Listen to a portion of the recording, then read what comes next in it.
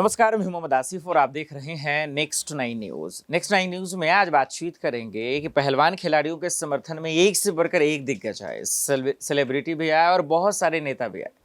लेकिन आज ये जानना बहुत ज़रूरी है कि बृजभूषण शरण सिंह के समर्थन में कौन लोग आए और वो क्या कह रहे हैं, ताकि ये समझ में आएगा कि किसका पलड़ा अब भारी है। हालांकि आरोपों में देखा जाए तो इसमें कोई शक नहीं कि बृजभूषण शरण सिंह पे बहुत संगीन और गंभीर आरोप लगे हैं, लेकिन इसके बावजूद भी गिरफ्तारी नहीं हुई है, एक अफसोस की बात है और इसी वजह से दिल्ली पुलिस पे सवाल उठ भी रहे हैं। सबसे पहले कल जो दिल्ली के जंतर मंतर पे हुआ वो तस्वीरें आपके सामने है। नेक्स्ट नाइन न्यूज़ की टीम आपको हर एक खबर पल पल की आपको बता रहा है कि राकेश टिकैत कब आए या खाप पंचायत कब पहुंचा, दिल्ली के बॉर्डर पे क्या कुछ हुआ या फिर जंतर मंतर पर महिला पहलवानों के साथ क्या कुछ हुआ, कैसे बैरिकेड्स तोड़े गए, धक्का मुक्की हुई, तमाम तस्वीरें हम आपको एक एक विजुअल्स दिखाने की कोशिश कर रहे हैं। लेकिन आज अब ये समझेंगे और साथ ही आपको बताएंगे फाइनली कि इस मसले का हल कैसे निकल सकता है और इसके पीछे की क्या वजह हो सकती है। एक सवाल और जो सबसे बहुत जो है बड़ा सवाल है वो ये कि क्या बृजभूषण शरण सिंह से मोदी जी डर रहे हैं, है ना ये बड़ा सवाल। इसका जवाब आपको आखिर में देंगे, इसलिए वीडियो को शुरू से आखिर तक आप देखिए। चलिए सबसे पहले शुरू करते हैं। भारतीय कुश्ती संघ के अध्यक्ष बृजभूषण शरण सिंह और महिला पहलवानों के बीच का जो विवाद है वो लगातार बढ़ता जा रहा है, वो कमने का नाम नहीं ले रहा। आपको बता दें कि एक और जहां महिला पहलवानों के समर्थन में खाप चौधरी आए, तो वहीं अब राजपूत स्वाभिमान मंच से बृजभूषण शरण सिंह के समर्थन का ऐलान कर दिया। और ये यही हैं जो बृजभूषण शरण सिंह के समर्थन में है। इन्होंने क्या क्या कहा हम आपको आगे एक एक चीज बारीक से बताएंगे। राजपूत स्वाभिमान मंच के प्रदेश अध्यक्ष कुंवर कुलदीप सिंह ने टिकैत यूनियन और खाप पंचायतों को चेतावनी देते हुए कहा कि वो बीजेपी सांसद बृजभूषण शरण सिंह का अपमान न करें। देखिए भैया, इतना बड़ा आरोप लगा है, उस भाई साहब का अपमान हो रहा है। जो ऑन द कैमरा कह रहा है कि हमने हत्या की है उसका अपमान हो रहा है, यानी देश की आन बान शान बैठी है उसका अपमान नहीं हो रहा है। कैसे लोग हैं इसका अंदाजा आप इसी बात से लगाइए। आगे बढ़ते हैं, जरा सा समझिए। राजपूत स्वाभिमान मंच से आगे वो क्या कहते हैं कुलदीप जी कि बीकेयू नेता राकेश टिकैत पर निशाना साधते हुए उन्होंने कहा कि इसका तो काम ही देशद्रोही का है। देखिए, बिना किसी सबूत के आप किसी को देशद्रोही बता दे रहे हैं, जबकि ये कहने का कहीं से हक नहीं है। आपको याद है ना दर्शकों कि 15 महीने तक ये आंदोलन चला, 700 किसान शहीद हो गए। इसी किसान को क्या कहा गया? मवाली कहा गया, आतंकवादी कहा गया, देशद्रोही कहा गया। और बाद में मोदी जी माफी मांग ली। उस टाइम कहाँ थे आप लोग? मोदी जी को माफी नहीं मांगना चाहिए फिर, क्योंकि मोदी जी तो यही किसान आंदोलन से माफी मांगे थे ना, इसी किसानों से माफी मांगे थे ना यूपी चुनाव के वक्त। तो फिर कुलदीप जी से मेरा सवाल है कि भैया आपको सोचना चाहिए कि मोदी जी ने माफी क्यों मांग लिया या किसानों के सामने क्यों झुक गए। तो कुछ बोलने से पहले इंसान को समझना चाहिए। आप देशद्रोही बता रहे हैं राकेश टिकैत साहब को, तो फिर मोदी जी माफी क्यों मांग लिया? देशद्रोही तो उन्हें जेल में होना चाहिए, फिर वो बाहर क्यों है? कानून आपका है, प्रशासन आपका है, या फिर इसका मतलब लॉ एंड ऑर्डर आपसे संभाला नहीं जा रहा?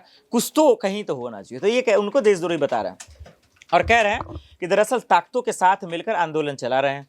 पिछली बार उन्होंने इतना बड़ा आंदोलन किया, क्या हुआ उसका मुझे आज तक समझ में नहीं आया। आपको समझ भी नहीं आएगा क्योंकि आपको चवन्नी नाम का ज्ञान है ही नहीं, तो आपको समझ में कहां से आ जाएगा? ये भी सवाल है, क्योंकि आप चीजों को समझेंगे तभी तो समझ में आएगा कि इसका मतलब क्या है। क्योंकि आपकी बेटी के साथ तो बलात्कार नहीं हुआ, आपके बेटी के साथ होता तब समझ में आता कि दरअसल धरने पर जो बैठी बेटी है उनका क्या हाल है। तो इसीलिए आपका मुंह जो है इस तरीके से चल रहे हैं। कुलदीप जी, मेरा आपसे सवाल है, आगे बढ़ते हैं, क्या हो रहा है फिर समझिए। उसके बाद ये कह रहे हैं राकेश टिकैत को खास करके कि और ये इसलिए बार बार उनको कोड कर रहे हैं क्योंकि कल दरअसल आपने देखा कि किस तरीके से कैंडल मार्च का ऐलान किया गया था। तमाम किसान लगभग जो है हिंदुस्तान के कोने कोने से वहां पहुंचने की कोशिश कर रहे थे, इसलिए सुरक्षा के कड़े इंतजाम थे और खाप पंचायत भी वहां पर पहुंचे थे।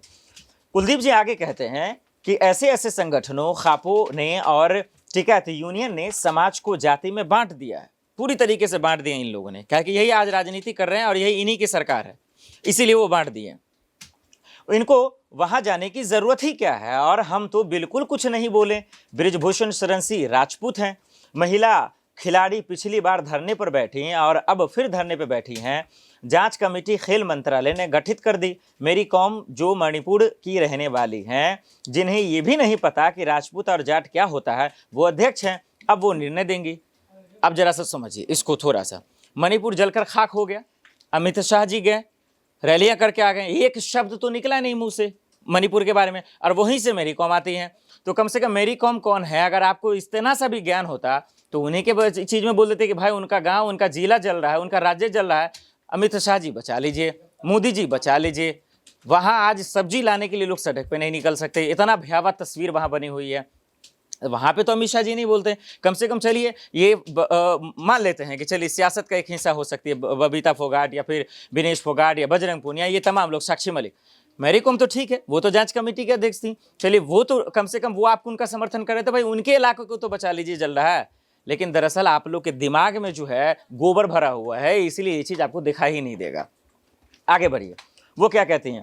राजपूत स्वाभिमान मंच के नेता ने राकेश टिकैत यूनियन की ओर इशारा करते हुए कहा कि ये बीच में कूद रहे हैं, हम तो नहीं कह रहे हैं, और हम तो एक मांग करते हैं कि यदि बच्चियों के साथ कुछ हुआ है तो बृजभूषण शरण सिंह को गिरफ्तार करें। अब देखिए, फिर इस कुलदीप जी से मेरा सवाल है कि थोड़ा सा जाके कानून पढ़ लीजिए, और पढ़ने नहीं आता तो किसी वकील को रख लीजिए, वकील को रखने की औकात नहीं है तो किसी से सोशल मीडिया पे जाके गूगल कर लीजिए, और उसको गूगल करने के बाद ये पढ़ लीजिए कि पॉस्को एक्ट लगता है तो उसके कितने दिन के बाद गिरफ्तारी होती है, उसके साथ क्या क्या पूछताछ होता है। ऐसा नहीं होता कि वो फेसबुक पे आके 1 घंटे का लाइव करे, फिर मीडिया से मुखातिब हो और दिल्ली पुलिस की हिम्मत ना हो कि उनके चौखट पे पहुंच जाए। और वो इसलिए क्योंकि आपको ज्ञान नाम का चीज़ नहीं है, इसलिए पहलवान की ये बेटियां आपको दरअसल जो है दुश्मन लग रही है। राकेश टिकैत या फिर उनके समर्थन में जो लोग आ रहे हैं वो आपको दुश्मन और देशद्रोही लग रहे हैं, क्योंकि दरअसल जो है इन बेटियों के सबसे बड़े दुश्मन आप लोग ही हैं, क्योंकि आपके दिमाग में जाति और धर्म का कीड़ा बैठा हुआ है, और इसीलिए इंसाफ नाम का चीज़ को आप देख ही नहीं सकते हैं। यही वजह है कि आज दिल्ली पुलिस भी उनको गिरफ्तार करने से पहले जो है 100 बार सोच रही हैं कि कहीं हमारा ही एनकाउंटर ना हो जाएगा। क्योंकि अभी तिहाड़ जेल की तस्वीर आपने देखा होगा कि किस तरीके से ये बाहुबली पुलिस है, इनका नाम जरा बाहुबली दीजिए, क्योंकि इनकी लाठियां वो जो मजदूर चलने वाले होते हैं, बेरोजगार युवा होते हैं, उन पे चलेंगे, इन गुंडों पे तो चलेंगे नहीं। तिहाड़ जेल में कैसे हत्या हो गई आपने देखा, 10 पुलिस आराम से जो है खड़े हुए हैं और आराम से तस्वीर खिंचवा रहे हैं कि भैया हमारा नाम रोशन हो रहा है, हम तो शेर हैं।